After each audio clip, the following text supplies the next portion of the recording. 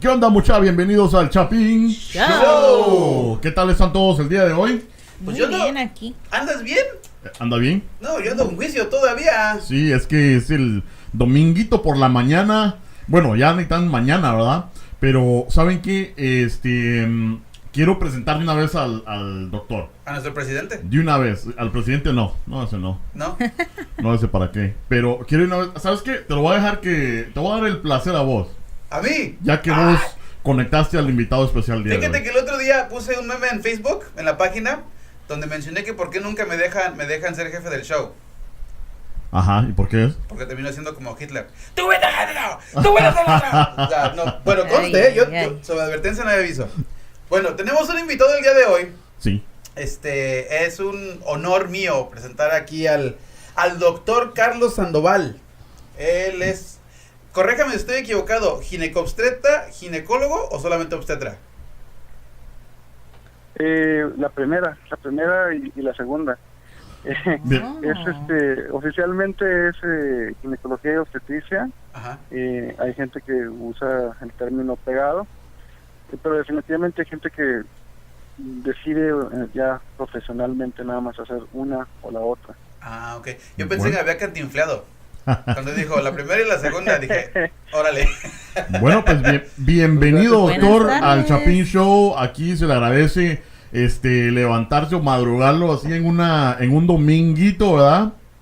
Especialmente en un feriado, ¿verdad? Pero por lo menos hay feriado. Le voy a dar el día libre mañana. ¿Es feriado? Sí, para nosotros los americanos. Ah, por eso. Mañana me toca trabajar a mí El por día eso. del trabajador. Pero yo nunca trabajo. Pero sí, no, la verdad que no, ni aquí. Pero los chapineros estarán preguntando por qué invitamos al doctor Sandoval. Fíjense que, y nuevamente voy a aventar esto como dice el mero, ¿verdad? El Chapín Show es un Chapín Show que es de humor, risa, nos reímos bastante, pero nos han escrito y nos han recomendado a veces hablar de temas ahí sí que de la actualidad y cosas que, y no de la actualidad, es lo que a lo mejor temas que han sido demasiado sensibles de hablar en público, ¿verdad? Por muchos años, y hoy nos toca hablar acerca de algo bien sensible que es el aborto. El aborto, usualmente hay dos puntos de vista, o sí está bien o no está bien, ¿verdad? Lo que le llaman en Estados Unidos el pro-choice, ¿verdad? O el pro-life. O el pro-life, o sea, la opción de una mujer de elegir qué hacer con su cuerpo. Y hoy, pues por eso invitamos al doctor Sandoval, que nos va a contar, pues, acerca de su punto de vista, acerca de este tema que, pues, lo vamos a discutir el día de hoy. Sí, y también la razón por la que le hicimos la invitación al doctor Sandoval, ya vamos a empezar a hablar otra vez rápido, al doctor Sandoval, es porque cuando uno va a un hospital o a una clínica y uno lo rodea uno lo que es el equipo médico, siempre los ven por todos lados, ¿no? Si son de una vida o que si hay una emergencia, en ciertos casos, no en todos, no generalices. Uh-huh. Pero uno como paciente uno no piensa, ¿no? El lado de cómo se sienten ellos. Ellos van, hacen su trabajo y lo hacen muy bien en algunas ocasiones. Hablamos anteriormente de la muerte asistida. Sí. Nunca nos preguntamos cómo se sintió la doctora al hacer ese tipo de decisiones. Claro. Que eso fue un punto muy importante, que no queríamos dejar pasar aquí en el Chapín Show y por eso trajimos al doctor Sandoval. Pero yo quisiera preguntar al doctor Sandoval, ¿cuántos años tiene de experiencia usted practicando en su rama de medicina? Cuéntanos un poquito respecto a su entrenamiento como doctor. Bueno, voy a dividirlo como lo dividió Chapín. En Estados Unidos ya como adscrito tengo 8 años. Wow. Pero haciendo enfocado en ginecología y obstetricia, a ver si no me fallan las matemáticas, desde el 2005, entonces son 13. 13 años. Wow. Entonces más o menos ese es el tiempo que tengo dedicado a hacer puras cosas de ginecología y obstetricia. Wow. Y entonces, doctor, ¿cuál es su background? O sea, ¿qué es lo que le llevó después de hacer la carrera de medicina a hacer este tipo de especialidad?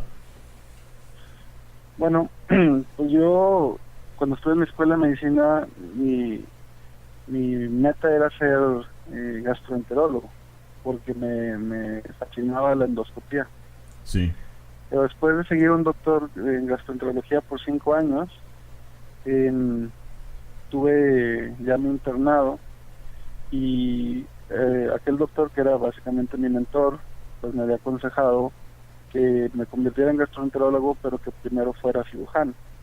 Sí. Entonces, pues me hice esa idea y entrando al internado me di cuenta que cirugía general no me gustaba tanto.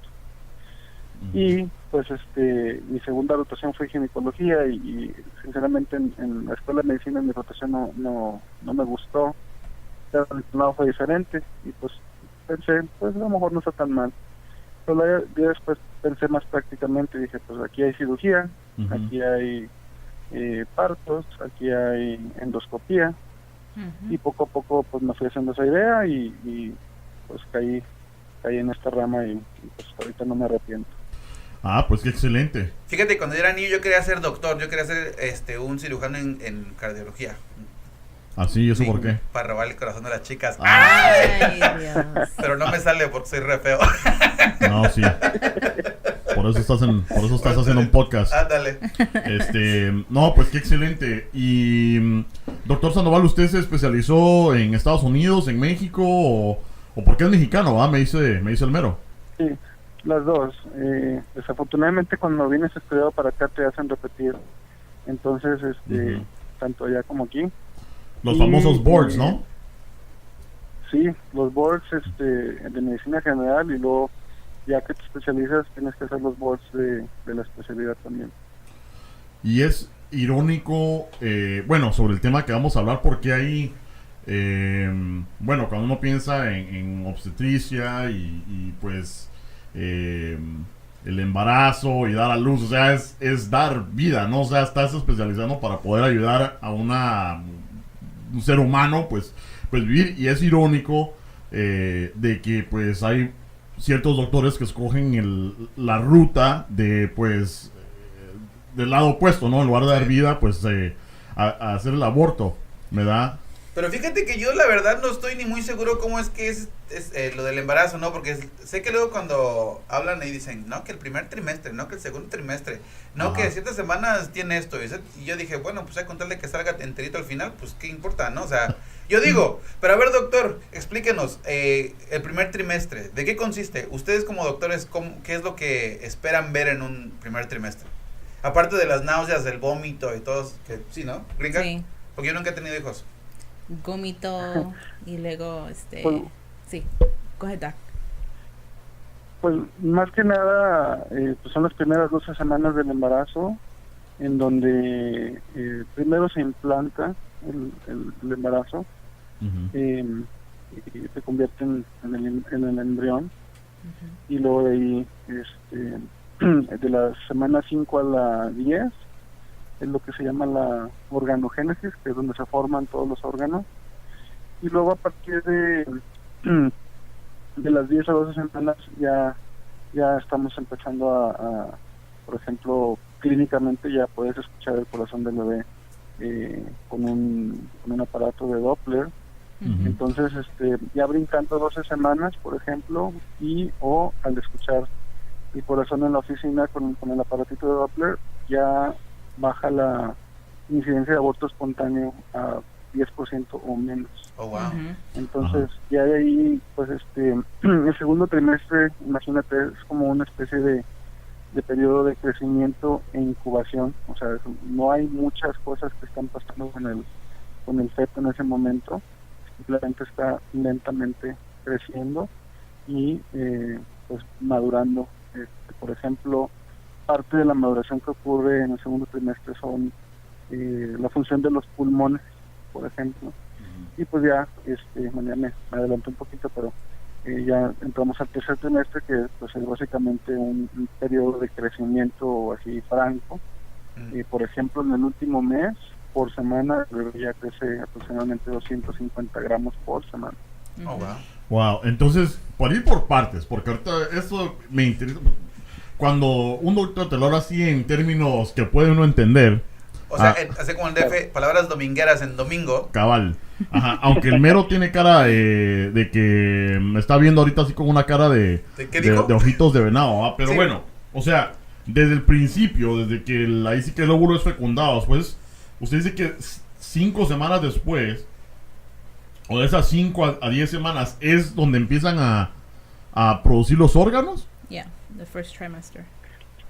Sí, entre 5 y 10 semanas. O sea, básicamente, para cuando la paciente ya se dio cuenta, vamos a decir, a la segunda semana que no le bajó su regla, ya Ajá. tiene 5 semanas, 6 semanas. Ok. Entonces, para el momento que se da cuenta que ya está embarazada, ya está en el principio de la organogénesis. O sea que ahí no puede decir, no fue mío porque solamente, vamos, hace 2 semanas. Pero no, ya, si fue antes, ya se lo pueden echar el... No, el sí, o muertito. sea que No, estás sí. hablando 2 semanas después de que te das cuenta que perdés que ya no te bajó. Entonces ya son, como dice usted, 6 semanas, ¿verdad? 6. Sí, o sea, ya estás entrando... bueno, también eso contribuye, por ejemplo, el por qué usamos las 40 semanas y el lenguaje que la gente quiere escuchar de 9 meses, que pues si tomamos 40 semanas y lo dividimos entre 4, pues es meses. Ujú. Entonces mucha gente a veces te dice, pero ¿cuántos meses tengo? Ya. Entonces, porque dividen las semanas y no les da las matemáticas. Y sí, de repente te sale algún marido que te dice entonces de quién es el becerro. Ajá. Confundida. Ajá. No, pues sí. Entonces, de 5 a 10 semanas los órganos. Y, perdón, le oí el punto en el cual el corazón se puede escuchar o el palpitar. ¿Qué periodo es ese? Segundo a tercero. Bueno, como dije, clínicamente, o sea, con aparatitos sencillos, Ajá. se puede escuchar aproximadamente a las 12 semanas. En pacientes muy delgadas, a veces a las 10 semanas. O sea que si yo me embarazara hasta como Hasta las 9 meses. hasta los 10 meses. No, tú te embarazas, vas a ser un elefante, 2 años. No, pero es un pichoncito de elefante. Pero, Ajá. obviamente el corazón ya está latiendo desde antes. Por ejemplo, con un ultrasonido lo puedes ver aproximadamente a las 5 semanas y media. Wow. Ya. No, está Ya. fuerte, está fuerte. Y usualmente, bueno, eso o sea que prácticamente de 0 a 12 semanas, ya esa 12ª semana por lo regular, ya hay órganos, y el corazón, estadísticamente se puede oír que está latiendo, ¿verdad? Después Correcto. nos vamos al segundo trimestre donde dice usted que prácticamente es un periodo de incubación, pero que se están desarrollando los órganos, ¿verdad? O como los pulmones. Empiezan a madurar. Ujú. Ok. Empieza, por ejemplo, a ver ya algunos, por ejemplo, para los pulmones específicamente, empiezan a formarse al último del segundo trimestre los receptores para, básicamente en nuestros pulmones tenemos una especie de como de lubricante, que se llama Ajá. surfactante. Realmente se ha reconocido a partir de las 28 semanas, que ya estamos al final del segundo trimestre. Y otra cosa, los trimestres, como los ginecólogos no somos muy buenos para las matemáticas, no son de 3 meses, son de 14 semanas. Ok. Entonces, no dan las matemáticas bien ni para los 9 meses ni para los trimestres. Ajá. Total, 28 semanas ya empieza a haber ese aceitito, pues, ese lubricante que no permite que los pulmones se colapsen cuando el bebé nace. Ujú. Qué interesante. Qué interesante, Y ahora, en ese periodo, o sea, los pulmones, obviamente los pulmones no están funcionando, ¿verdad? Se están desarrollando, pero Correcto. no están funcionando El bebé está recibiendo oxígeno y nutrientes a través del cordón umbilical. Exacto. Qué padre. Y esa era mi segunda pregunta antes de irnos al último trimestre, ¿verdad? El bebé se alimenta por medio del cordón umbilical. ¿Desde qué punto se puede decir? O sea, desde el principio es que está alimentándose el bebé. Sí. Ujú. Sí, o sea, bueno, te hablé acerca de cuándo lo podemos nosotros ver, por ejemplo, el corazón, pero obviamente el corazón está latiendo desde antes. Si no me acuerdo mal, y me voy a ir hasta el primer año de medicina, vamos a viajar hasta 1998. Ahí. Yo tenía no me como 2 acuerdo- años. Mentiras. Si no me acuerdo mal, el corazón empieza realmente a latir desde los 23 días. Oh, Ya. wow. Entonces, ya eso, pues obviamente es microscópico, ¿verdad? Pero ya con un ultrasonido, 5 semanas y media, con un aparato en la oficina, pues, Doppler. aproximadamente Sí. 10 o 12 semanas. Ok, y solo para clarificar, porque pues tenemos Chapinators que nos están escuchando vía podcast y también vía YouTube. Doctor, la información que nos está dando usted en estos momentos es información médica, ¿verdad? O sea, no es su opinión, sino que es verídico, lo que usted aprendió en la escuela de medicina. Correcto. Ok, perfecto, porque ya sabe cómo es la gente. Sí, porque luego dicen, no, que el mero dijo. Ajá, que el Pero coche no es dijo. doctor y el coche y el mero dijeron y la gringa nomás los apoyó. Entonces yo nada más quería clarificarlo para que vean, chapineros, que un doctor, el doctor Sandoval, nos está hablando con hechos, así Sí, como es. claro. Doctor MD. Bueno, Fuera house. No como el mero que es doctor en México en el, ¿cómo se dice, Ali? En el callejón. En el En el callejón. Ahí en el basurero. O si no, en el parque. En el parque. Cálmate, que ahí en mi pueblo natal sí puedo ser doctor, ¿eh? He aprendido bastante desde que comencé los cursos de la LIC. Coworkian. ¿No? Coworking. Bueno. Oh, Ok. me quedé. Oh. Entonces, Oye, si los ajá. predicaban en 1800, que hubo un montón de cuates que dijeron, yo soy doctor y vamos a probar este tónico y envenenaban a un montón de gente, ¿por qué yo no puedo hacerlo ahorita? Estás en parques. No Preguntarle a Trump. necesitas evidence. Le voy a preguntar a mi presidente, ¿a Putin? ¿O a Trump? Yo no sé. Bueno, doctor, segundo trimestre, hablamos de eso. Ahora me habló del tercer trimestre, que ya prácticamente ya está el bebé formado completamente, y nada más está en proceso de crecimiento, ¿verdad? Sí, la fase de crecimiento y sigue habiendo la maduración de los pulmones. Empieza, por ejemplo, a desarrollarse también un poco más la calcificación de los huesos. Ujú. Ah, Y otra cosa es que a partir de todo el tiempo del embarazo, y dato curioso, hasta más o menos los 2 años de edad, el sistema nervioso sigue madurando. ya. Entonces son cosas que, por ejemplo, tiene uno que tomar en cuenta si, por ejemplo, por alguna razón médica tienes que sacar un bebé prematuro. Ujú. Por ejemplo, pues si sacas un chiquitito así como de 28 semanas y no has tenido la oportunidad, por ejemplo, de prepararlo, pues es un bebé que tiene una posibilidad alta de tener complicaciones importantes o inclusive fallecer. Wow. Y es por eso, pues, que, bueno, sí he visto bebés prematuros. Incluso Logan, mi hijo, el más pequeño, fue prematuro 1 mes, ¿verdad? Y al nacer ni siquiera podía comer. O sea, no sabía ni cómo, pues, mover los labios o la boca para poder comer, ¿verdad? Pero... Correcto, porque todos esos reflejos no están desarrollados todavía. Claro. Lo bueno es que es hijo del Coche Castillo. Y como en 1 mes ya había, creo que triplicado el peso normal. Aprendió a comer rápido. Yo pensé que yo cada vez que lo veo comiendo dije como que no sé, le dan de comer en su casa o porque siempre se la pasa come y No. come y come. No, Salió como el padre. Sí, dale como el padre está recuperando el tiempo perdido. es que es interesante. Eso es interesante, doctor, porque sí, nació. Lo que pasa es que Logan tenía el cordón umbilical enrollado en el cuello. Entonces nos dijeron, hey, tenemos que sacarlo ya porque pues puede dar la posibilidad de que pues se muera, ¿no? Entonces, bueno, dijimos, saquémoslo, ¿verdad? Wow. Yo Entonces, también, cuando estaba de bebé. Sí, ¿Tú también? entonces Ujú. lo que pasa es que, como le dije, no sabía comer, había que estarlo estimulando para que comiera, ¿verdad?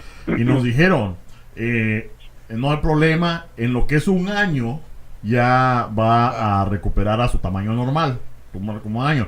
No, como les digo, como en 1 mes ya parecía Jabba the Hutt. Bueno, pero... Fíjate que Ajá. un dato curioso, aproximadamente 40% de los bebés nacen con algún tipo de enredamiento del cordón. Ujú. 40% es Y- bastante. Aproximadamente 40%. Sí, Y pues. únicamente 1% de esos bebés que tienen el cordón emproblemado de alguna manera, porque no nada más es en el cuello, puede ser en un brazo, una pierna, en la cintura, doble, triple, cuádruple, he escuchado hasta de 6 veces. Wow. Inclusive también hay hasta nudos verdaderos.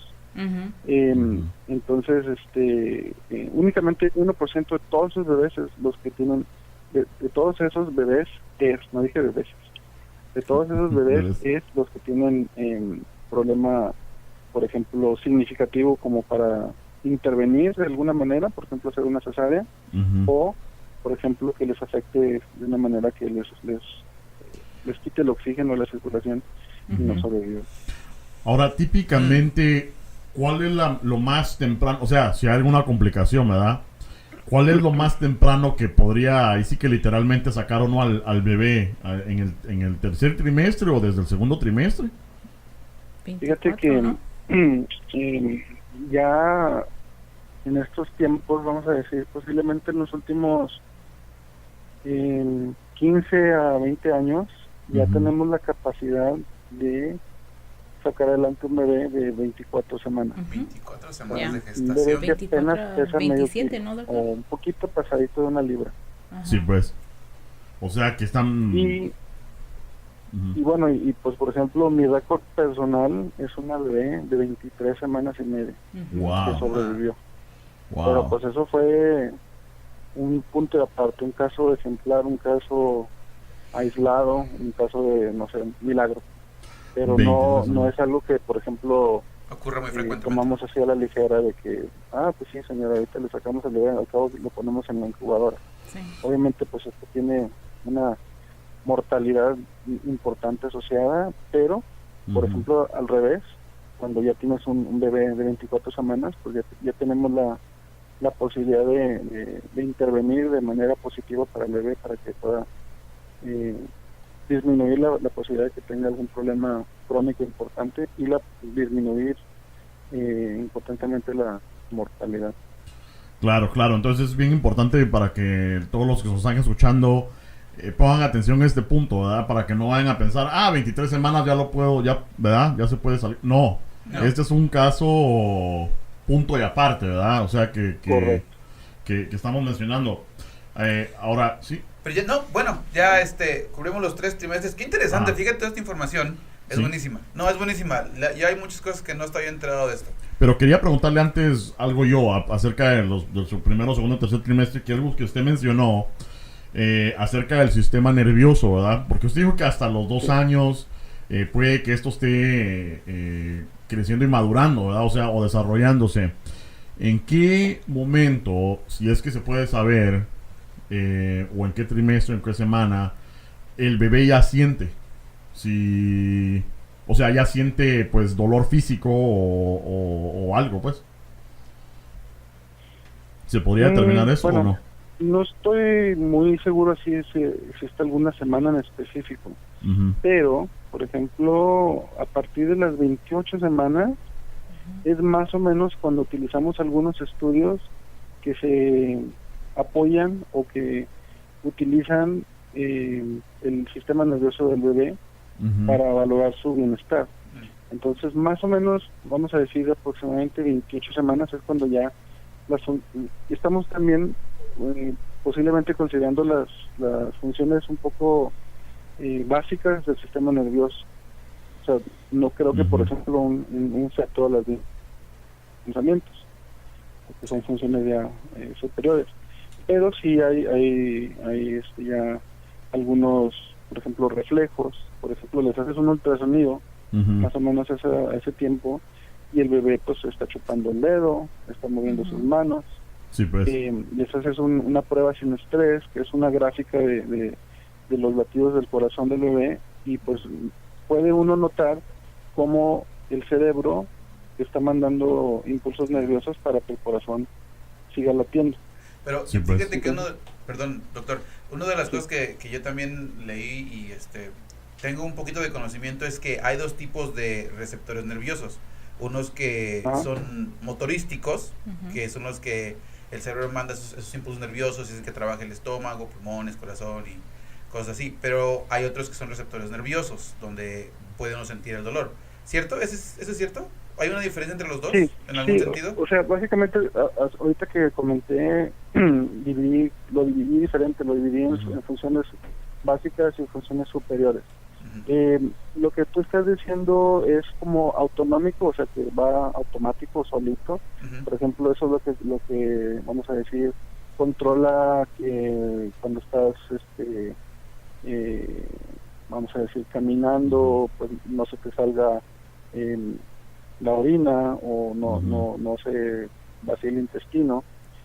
Y por ejemplo, cuando estás, vamos a decir,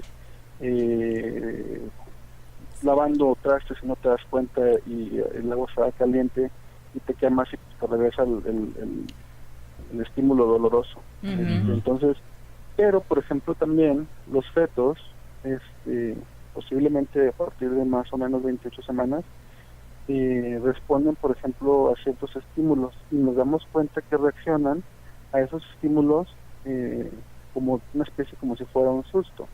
Por ejemplo, cuando hacemos una prueba sin estrés, que es la gráfica del corazón del bebé, y el bebé está dormido, porque también tienen ciclos donde tienen sueño profundo, y queremos ver si está bien en ese momento, podemos tomar un aparato que hace una vibración un poco fuerte, y eso hace que el bebé se despierte, y genera que el corazón lata a una frecuencia diferente o más alta. Entonces eso nos hace pensar que, pues, por ejemplo, el bebé responde a esos estímulos exteriores. Claro. También cuando, por ejemplo, hay luz, el bebé se quita, por ejemplo, o se mueve, o se despierta. Entonces yo me acuerdo muy bien una vez, una tarde que estábamos, mi esposa y yo sentados cuando estaba embarazada de nuestra hija, y se escuchó un perro, estaba bien así calladito la tarde, y a lo lejos se escuchó un perro, pero se escuchó así, voy a decir como dicen los guatemaltecos, nítido. Y se escuchó muy bien, así, roar, roar, roar, y la niña se movió de susto.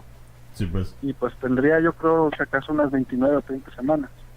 Entonces, por ejemplo, de ahí que mucha gente utiliza de que poner música en la panza y todo eso, sí hay algún cierto tipo de vamos a decir, interacción. Sí, pues. Sí, pues sí. Y qué interesante, porque sí, y obviamente con los aparatos más modernos que se puede verificar eso, ¿no? O sea, obviamente no lo sabes, no porque un bebé te diga, sí, me duele, güey, ¿verdad? Pero, por cierto, quería decirle, doctor, que qué mal ejemplo dio con eso de retener la orina, porque al mero le da un par de cervezas y ya no retiene nada. Ya, sí, no. La verdad es lo que estaba pensando, sonreí y dije, no, es que no. Dije, no, sí me ha pasado de vez en cuando. Pero bueno. Bueno, eso, Chapinators, esta parte del segmento fue solamente para que vean lo que es, en un aspecto anatómicamente hablando, lo que es el bebé, que consiste un embarazo desde el principio, ahora sí hasta que suelta, ¿no? Qué interesante, porque fíjate que uno... Sí. Es algo que uno debería a lo mejor saber y uno lo toma así sin... Yo pensé que te gustaba mi efecto de sonido. Sí, buenísimo. No es tan fácil. No. Es bien fácil, mira. No. Bueno, entonces sí, porque uno no lo piensa. No lo piensa y qué interesante es. Pero ahora... Pero como dijimos al principio del segmento, esto no es un punto para que vean la información que hay afuera. La razón por la que estamos en este segmento es para que vean el lado humanitario de las personas que se encargan de todos estos bebés y también lo que pasan cuando se trata de un caso como el aborto. Ahora sí, doctor Sandoval, queremos que nos cuente alguna historia, si es que recuerda alguna, de algo que haya experimentado respecto al aborto. Pero primero que nada, ¿usted ha hecho algún aborto? ¿Ha ayudado a alguien a abortar a un bebé? Bien, pues bueno, primero que nada, como tú dijiste, parte del entrenamiento americano para ginecología obstetricia incluye el entrenamiento en abortos, por ejemplo en un lugar donde es una facilidad médica, un hospital, y cuando yo hice mi rotación, que lo haces cuando eres residente de primer año, Sí me presenté a la rotación, pero no participé. Entonces sí vi cómo se hace, a la rotación y todo eso, pero yo particularmente no participé. Y no participé, yo no soy una persona muy religiosa, pero siento que yo no tengo es como una especie como que la fuerza como para hacer ese procedimiento. Okay. Entonces también pues uno tiene que poder ver que las pacientes tienen el principio bioético de autonomía. Sí, claro. Entonces pues uno puede hacer respetar los deseos de una paciente, pero eso no tiene necesariamente que ser a través de ti como proveedor médico. Sí. Entonces, pues como te comenté, pues usualmente pues no tengo experiencia en haber realizado un aborto electivo. Sí, y una cosa que sí... Continúa, perdón. Dime. No, continúa. No, continúa tú, por favor. Okay. Una cosa que queremos clarificar aquí en el Chapincho, porque es un tema muy delicado, ahora sí vamos a tener un poquito de seriedad. Es un tema muy delicado, entonces no estamos hablando respecto a los pacientes que necesiten un aborto, porque me imagino que hay casos donde el feto o el bebé viene con alguna complicación, no sé, genética o deformación, que es imposible que el bebé pueda sobrevivir todo el embarazo sin poner en riesgo la vida de la madre. Entonces no estamos hablando de esos casos, estamos hablando de los casos selectivos, donde una paciente por X razón va a un doctor y dice, quiero que terminemos el embarazo. ¿Okay? Entonces ese es el caso de lo que estamos hablando, ¿de acuerdo? Cierto, ok. Correcto. Entonces, por ejemplo, en esos casos, vamos a decir, si mi razonamiento es, pues yo no lo voy a hacer, yo no puedo, por la autonomía de la paciente, bloquearla de hacer lo que ella quiere hacer. Entonces, ¿qué hace uno? Pues la refiere con un proveedor, con un doctor, con una facilidad que sí lo hace. Estaría mal por mi parte, por ejemplo, decirle no, porque yo no puedo decidir por ella. Claro. Entonces, eso es básicamente la forma que yo manejo ese aspecto. Y me pedías un ejemplo. Por ejemplo, a veces vemos, vamos a decir, niñas chiquititas de 13, 14 años, que vienen, pues esto es un secreto para la familia, tanto de ella como de la persona que la embarazó. Y pues a veces hay pacientes que te piden información o que tienen la intención de no continuar con el embarazo. Entonces, en esos casos es importante mencionar que, por ejemplo, aquí en Estados Unidos, una paciente menor de edad que se está viendo por embarazo, por exámenes de enfermedades de transmisión sexual o por contracepción, se pueden ver sin la presencia de los papás. Eso es algo legal. Entonces, esos casos pues son considerados pacientes emancipadas, o sea, pacientes que tienen el poder de tomar sus propias decisiones, y pues les das la información y ya la otra facilidad les provee el servicio. O sea que no importando la edad, o sea, pueden estar, bueno, obviamente ya si es que están embarazadas, no importa. No. Sí.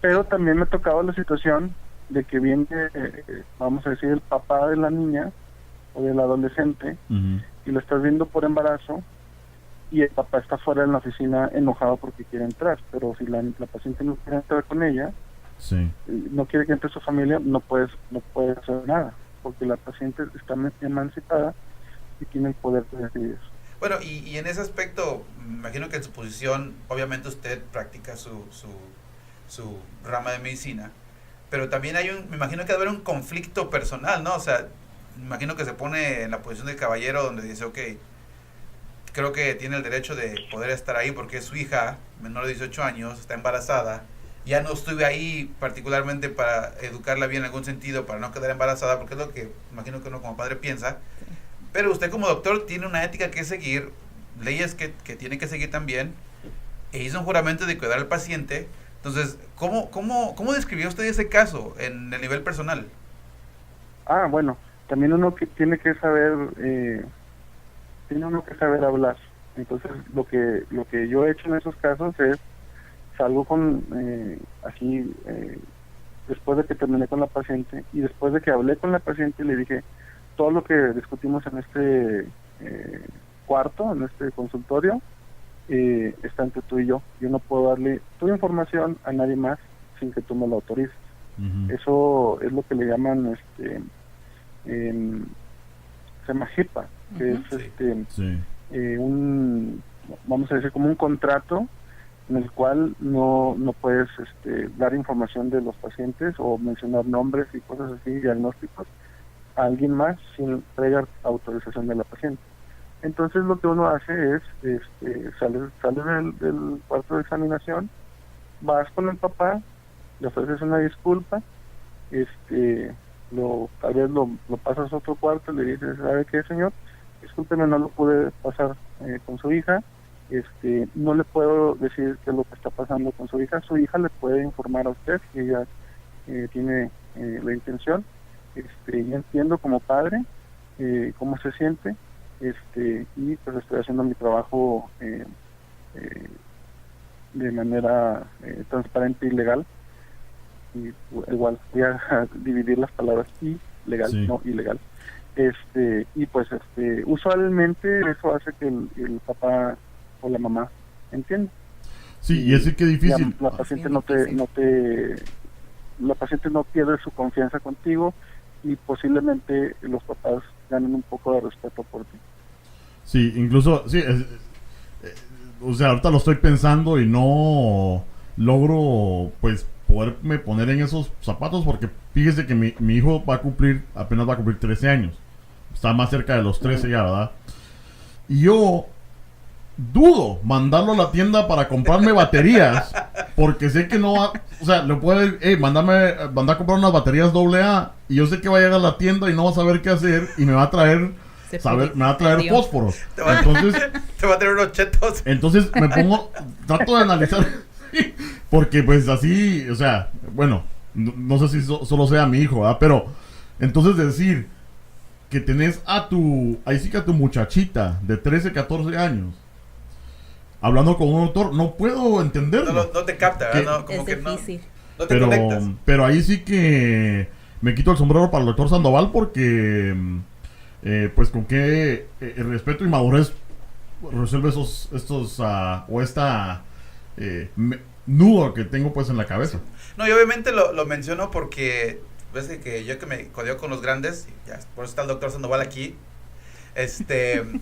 he escuchado de otras personas que trabajan en medicina también, que vienen y luego dicen, o sea, está difícil porque sabes que tienes que hacer tu trabajo y lo tienes que hacer bien, pero hay unos momentos donde no lo puedes practicar porque tu emoción, ya no tomen, tu emoción, tu nivel de involucramiento personal llega a un nivel donde ya no puedes manejar la situación de una forma un poco más ética, ¿no? De ética. Sí. Pero, por ejemplo, yo conocí una persona que trabajaba de intérprete, que ella era excelente, pero la única razón por la que renunció era porque no podía decir la palabra pene. No podía, y le dijeron, no, es que si dicen eso tienes que decir, no lo voy a decir. Y era excelente, pero no, posiblemente por no decir majaderías, no decir esa palabra, no lo quiso hacer. Entonces yo me imagino, ¿no? Dije, ha de haber alguien allá afuera, por ejemplo, que trabaja con el doctor Sandoval o alguien que haya conocido, que ha de haber estado en el lado opuesto donde dice, no, o sea, yo creo tan fuertemente en esto que no lo voy a hacer. O digamos que sí lo llegan a hacer, pero después el resultado después del aborto llega a afectarle su vida en algún otro sentido. Sí. ¿Usted que no sea alguien así, doctor Sandoval? ¿Que se haya afectado su vida? Sí, o su forma de pensar, o su forma de actuar después de un aborto. Como por ejemplo, arrepentirse de una mala decisión. Puede ser, sí. Bueno, pues por ejemplo, no precisamente así, porque a veces ya no ves a la paciente cuando se va a hacer el aborto, pero hay cosas que pues simplemente por experiencia uno evita. Por ejemplo, si la paciente viene y te dice, pues no me ha bajado mi regla por 4 meses, y más o menos ahí por palpación, al tocar el tamaño de la matriz, pues se siente ahí como, vamos a decir, unas 13, 14 semanas, y la paciente tiene la firme intención de no continuar con el embarazo. Por ejemplo, lo que yo hago es no les pongo el corazón del bebé ahí, o sea, no lo escucho. Ujú. O no les hago un ultrasonido donde van a estar viendo ahí el bebé, para nosotros no poner una duda en la paciente. O sea, les explica súper bien. Usualmente pues me tomo bastante tiempo, no es así de que, pues quieres un aborto, órale. Entonces, y pues les explico varias cosas, de que por ejemplo se pueden arrepentir, bla bla, y a las que están así medio indecisas, lo que hago es les ofrezco hacerse sus laboratorios, para asegurarnos que todo está bien, porque también el embarazo no es cualquier cosa, hay gente que se embaraza y se muere.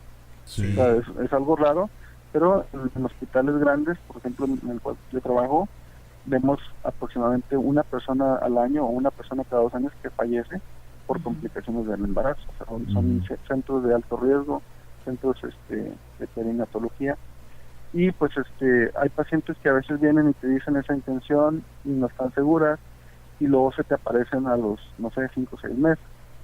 Entonces ya tienes algo con lo cual puedes empezar a trabajar. Y pues básicamente son a veces, bueno, sí te puedo haber hecho un ejemplo. Recientemente vi una paciente que no estaba ella segura si estaba embarazada o no. Estaba usando drogas ilícitas, y pues fue a una de estas instituciones en donde se practican abortos, y le dijeron ya es muy tarde para hacerte el aborto. Entonces eso se convierte en aproximadamente unas 2 o 3 semanas más en que empieza a presentar complicaciones del embarazo.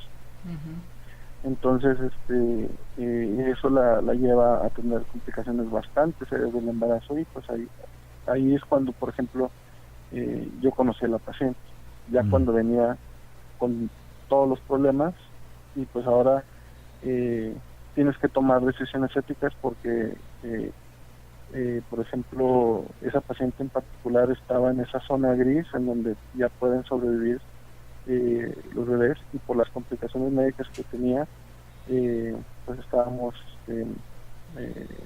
debatiendo entre los equipos de obstetricia y de terapia intensiva pediátrica, si la desembarazábamos o no.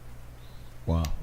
Qué pesado está este tema. Y hablando de eso, usted mencionó, doctor, que si hay una paciente que definitivamente dice, bueno, yo no quiero, usted como persona neutral no le pone latido del corazón o no le hace ultrasonido para que ellos lo vean, pero como persona, ¿no le dan ganas a usted de a lo mejor plantar esa semillita para que a lo mejor haya una posibilidad de que no lo hagan? Pues igual, te tienes que apegar al principio de autonomía de la paciente, porque pues es su cuerpo. Vaya, si fuera, por ejemplo, mi hermana, o si fuera alguna no sé, de mis hijos, una cosa así, pues obviamente sí tendremos una plática distinta. Pero pues la paciente, salvo que haya tenido relaciones sin su consentimiento, pues la paciente puede decidir en su cuerpo. Y si en su cuerpo está otra persona, pues sigue siendo su decisión. Ok. Ahora, acerca del otro caso que estaba mencionando, de a lo mejor esa zona gris donde pues, ya a lo mejor es muy tarde, ¿cuál es, porque yo creo que eso no lo hemos hablado, cuáles son los periodos donde una paciente ya puede abortar, o cuándo es el límite, bueno, hasta qué edad es el límite donde ya no puede abortar? Bueno, En general, para un aborto, así vamos a llamarlo sencillo, tienes que tener entre 6 y 12 semanas. Sí. Y el aborto, vamos a llamarlo sencillo, es se puede hacer con medicamentos tomados y o se puede hacer con un procedimiento quirúrgico que se llama legrado, o en inglés le dicen DNC. Ya. O sea, que primer trimestre. Obviamente, ese es en el primer trimestre. Obviamente, antes de hacer el procedimiento, ya sea médico o quirúrgico, sí se hace un ultrasonido, pero se hace ahí mismo. O sea, no, la paciente a veces ya, la mayoría de las veces ya está, vamos a decir, sedada. ¿Y por qué se les hace un ultrasonido? Porque hay pacientes que no tienen el embarazo dentro de la matriz. Ya. Entonces pueden tener un embarazo ectópico, entonces tiene uno que descartar eso primero. ¿Qué puede explicar qué es un embarazo tópico? Claro, un embarazo ectópico es un embarazo que al fecundarse el óvulo con el espermatozoide no alcanzó a viajar desde lo que es el área de la trompa de falopio hacia la matriz y se quedó, vamos a decir, atorado en la trompa. Muchas veces esto es pues, el antecedente de enfermedades de transmisión sexual, como por ejemplo clamidia. Entonces hay un riesgo cuando una paciente contrae una de estas infecciones de que se inflamen de manera significativa las trompas de falopio, y en vez de tener vamos a decir, un viaje, vamos a llamarlo recto, es un viaje, vamos a imaginándolo con muchas curvas, y a veces en esas curvas el óvulo fecundado se atora, se estrella y empieza a implantarse dentro de lo que es la trompa de falopio, y al crecer, dependiendo en qué parte de la trompa de falopio, puede reventarse. Híjole. Dentro de la paciente. Ouch. Wow. Ouch. Bueno, entonces es prácticamente la etapa, bueno, no me gustaría decirle ideal, pero lo más recomendado, o sea, que en el primer trimestre. Pero sí existe legalmente después del primer trimestre el aborto, entonces. Sí.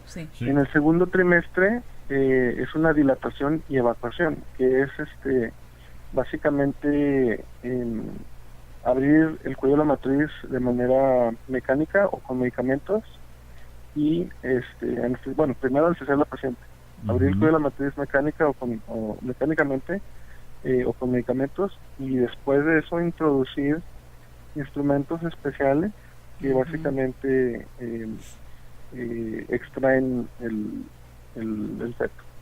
Ya. Y entonces nuevamente, para regresar ahí sí que al límite, ¿cuál es el límite para poder hacer eso legalmente? Para una dilatación y evacuación son 23 semanas con 6 días. 23 semanas. Ya obviamente después de eso ya no es recomendado. Sí, correcto. En lo que es vamos a llamarle centros especializados, no todos los centros especializados hacen dilatación y evacuación. Por ejemplo, aquí en el centro, no voy a mencionar nombres, que ha tenido problemas y hasta ha habido gente que se ha metido a disparar y cosas así. Sí. Ahí no hacen abortos de segundo trimestre, únicamente de primer trimestre. Sí, entonces, por ejemplo, para una dilatación y evacuación o un aborto de segundo trimestre, tendría uno que buscar tal vez alguna de las universidades o algún centro específicamente especializado, porque es un procedimiento bastante complejo. Wow. Bueno, que ahorita estamos así con la boca abierta todos, doctor, porque qué impactante, la verdad. Porque menciona usted 23 semanas y 23 semanas fue su caso, ¿no? Exacto, lo que estaba pensando, o sea, ese fue su récord de 23 semanas y media de haber podido rescatar a un bebé que sobrevivió siendo prematuro, pero es el nivel donde pueden cortar para hacer un aborto de dilatación y evacuación. Imagínate, pero nada más, esa bebé pesó 13 onzas. Wow. Ni una libra, ¿no? Era un pollito, era un bebecito así, me cabía en la mano. Sí, pues. Está fuerte este tema, ¿eh? Sí. Bueno, yo ya con eso estoy tranquilo, ya me espanté yo solo. Bueno, doctor, ¿tenía alguna otra anécdota o historia que contarnos por ahí o no? Bueno, la otra cosa es, como había mencionado, Nero, la situación, vamos a ponerlo en reversa, en donde sí hacemos lo que es un legrado o una dilatación de evacuación en el feto que ya no tiene vida. Sí. Okay. Entonces, hay muchos ginecólogos que, por ejemplo, no tienen la experiencia o el permiso que acá en Estados Unidos le llaman los privilegios de hacer una dilatación y evacuación. Entonces, como les comenté, una dilatación y evacuación es un procedimiento bastante complejo, bastante difícil, y sí, a veces tenemos que hacerlos con un bebé que ya falleció, pero más grande. Por ejemplo, el año pasado tuve que hacer una dilatación de evacuación en un feto que había fallecido, pero ya tenía 24 semanas. Wow. Entonces, y esa paciente, aparte de eso que había fallecido el bebé, tenía complicaciones con la placenta. Tenía la placenta pegada al cuello de la matriz. Entonces estábamos un poco preocupados porque pues con eso pudo haber sangrado fácilmente 2, 3, 4 litros. Uy. Entonces no nada más era la preocupación de hacerle la dilatación y evacuación, sino que qué vamos a hacer con esa placenta que está con ahí el riesgo latente de que sangre. Igual otros casos en donde, por ejemplo, la paciente fue y se hizo un aborto inducido en una facilidad de tipo legal y regresa contigo con complicaciones, como por ejemplo una perforación de la matriz, o como por ejemplo un absceso pélvico, o con algún tipo de retención de lo que se supone que le habían tenido que quitar. Entonces vemos ese tipo de casos con frecuencia. Igual les digo porque en el trabajo es un lugar de alto riesgo, de un centro de perinatología. Entonces, pues, todos estos casos los vemos con relativa frecuencia, tal vez, no sé, 1 o 2 al mes. Wow. De uno a 2 al mes. Yeah. Sí, por complicaciones, wow. Bueno, pues qué increíble. Nuevamente estamos aquí bien impactados, Chapinators. Sí, ¿qué más les puedo decir? Estoy ahorita sin palabras porque pues uno a veces entra, sí, doctor, sí. Uno a veces entra al tema creyendo uno que sabe al respecto, creyendo uno que tiene una opinión, y pues los hechos y las experiencias se lo cambian. Y le quiero agradecer mucho al doctor Sandoval porque nos ha compartido no solo estos hechos, sino que también de su lado como persona, como ser humano, y sus experiencias, porque pues eso a lo mejor nos ayudan a los que no somos doctores, o a los que no sabemos nada de medicina, que pensamos que tenemos una idea acerca de qué es lo que transcurre, ¿verdad? Porque vieron House. Porque vieron los que piensan que vieron ER o House y que ya saben de medicina, ¿verdad? Yo. Que escuchen este episodio, porque la verdad que está bastante interesante, bastante pesado, pero bastante interesante, porque de veras te puede cambiar la perspectiva acerca de ese asunto. Bueno. Sí, no, y también agregándole a eso, y como dijiste tú, no, uno entra al tema pensando saber respecto al caso. Y te digo, se pone a pensar en el punto de que yo tengo la razón porque estoy a favor del aborto, o estoy a favor porque estoy en contra, o porque ahora sí en el punto religioso, si la Biblia dice esto, o si sociedad o lo que sea. Pero no se ponen a pensar en el bienestar del paciente, primero que nada, que es la mamá en este caso. Asumo que hay unos casos donde puedan estar tan graves que hasta pueden quedar estériles, doctor, tal vez, ¿quién sabe? No, sí, por ejemplo, como te comenté, si hay complicaciones infecciosas, y vamos a decir, le hacen un legrado, se perfora la matriz, se infecta esa cavidad pélvica y se forma un absceso pélvico así grandotote. y pues se pierde la matriz. De hecho, bueno, no sé si tengamos todavía tiempo. Tenemos todo el Dale, tiempo, dale. usted Tenemos dele. tiempo. Bueno, recientemente atendí una paciente que hace unos meses tuvo un aborto espontáneo y no, su cuerpo no logró sacar el tejido sin vida. Entonces se convirtió en lo que se llama un aborto séptico, o sea, en donde todo lo que era el embarazo por dentro de la matriz y el embrión y todo esto se infectó. Wow. Le hacen finalmente un legrado en un hospital y pues con fiebres muy altas, no sé si hubo algún tipo de perforación, pero a raíz de eso se le formó un acceso pélvico como más o menos como el tamaño de una toronja. Paz, Wow. mecha. Entonces la paciente llegó con nosotros muy enferma, básicamente con infección en la sangre, ya que estaba invadiendo la infección básicamente todo su cuerpo.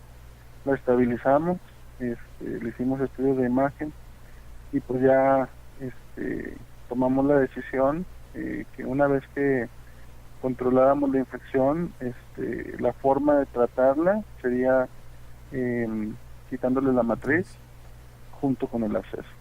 Sí, Entonces la operamos y pues la cirugía fue muy compleja, pero salió muy bien y la paciente pues ya se curó. Pero este es el otro caso en donde, por ejemplo, vamos a decir, si le cambiáramos a que esta paciente fue en vez de que se le murió su bebé solo, que ella fue y se hace un legrado, hay complicaciones del legrado y se suscita o se desarrollan estas complicaciones que, pues, por ejemplo, en ese caso, si vamos a decir, la opera una persona sin experiencia, pues, no sé, pudo haber habido complicaciones muy importantes. Sí. Y pues son cosas que uno tiene que a veces estar preparado para atender. Quería hacer otro comentario. Sí. Díganos. A veces nos topamos con pacientes que utilizan un aborto lectivo prácticamente como una forma de anticonceptivo. Entonces vemos a veces pacientes que se han embarazado 10, 12, 14 veces y se han hecho 6, 7, 8 abortos.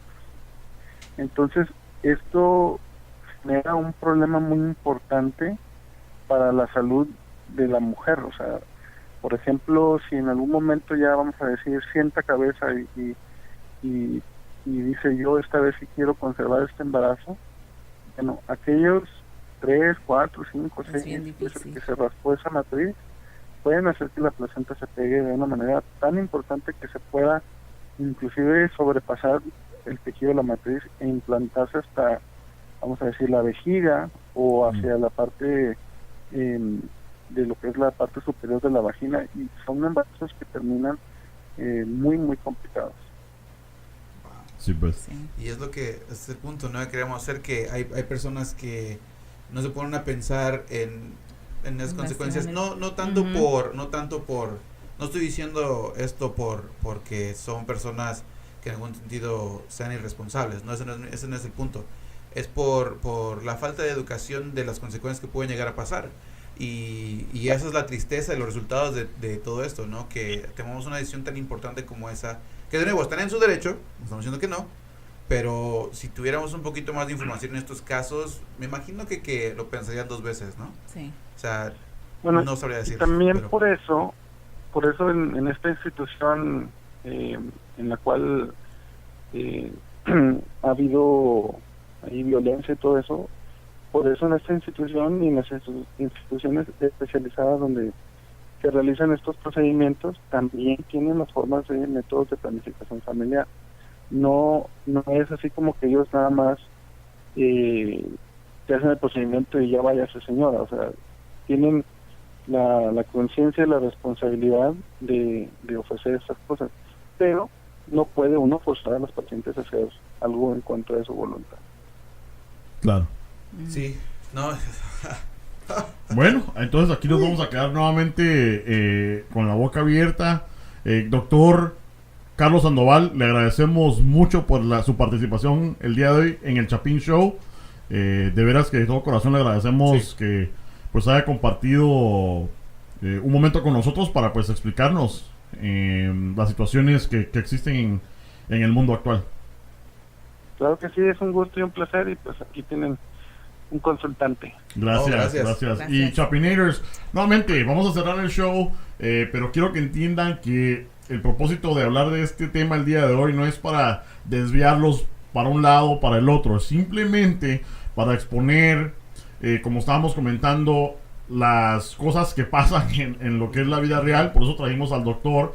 Él, nuevamente, nos estamos tratando de ir de un lado al otro, ni izquierda ni derecha, no estamos hablando de política ni de religión, nada más de hechos que están pasando y nuevamente que nos han impactado aquí, a nosotros tres. Si nos viera, doctor, estamos que wow.